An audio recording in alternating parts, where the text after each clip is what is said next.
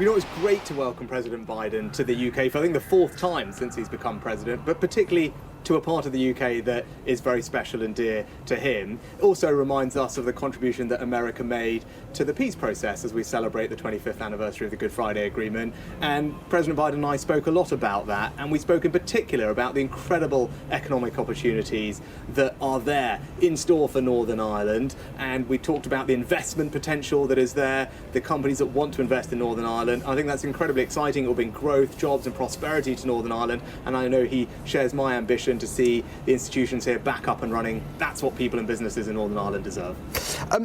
Now, you're the British Prime Minister. Why aren't we seeing more of you and him standing together, speaking together? You're even going to his speech. Has this trip really been worth it for you?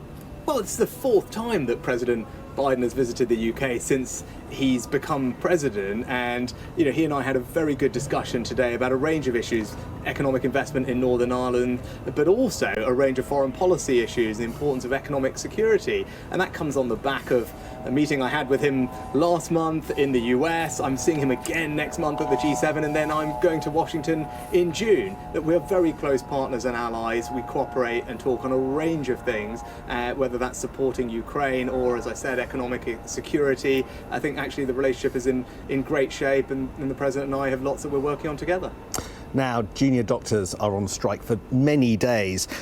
There are reports that ministers might be willing to get round the table if the junior doctors drop their demand from a 35% pay rise to something more like a 17 to 19% pay rise. Is that what it would take to get people round the table, to get your side round the table again, or is it even lower? And do you think it helps that the junior doctor chief is on holiday?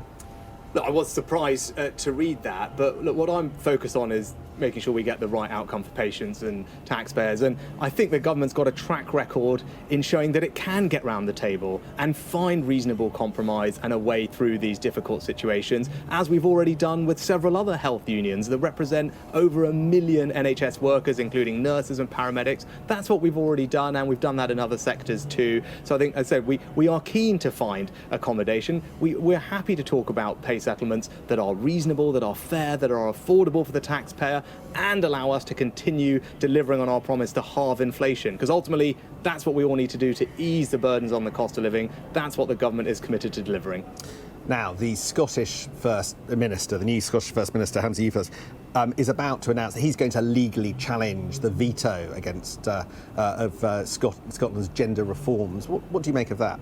Well, we said at the time, the Secretary of State said at the time, it was a decision that we made after taking very careful and considered advice, and we had concerns as the UK government. The Secretary of State set this out at the time, concerns about how Scotland's Gender Recognition Act would interact with reserved powers, about the operation of the Equalities Act, the protection of women elsewhere in the UK as well, and that's why we took the decision to block the GRR. And obviously, if there's a court process, we will follow that through.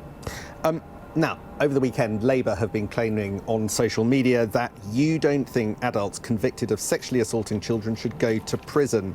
What do you say to that?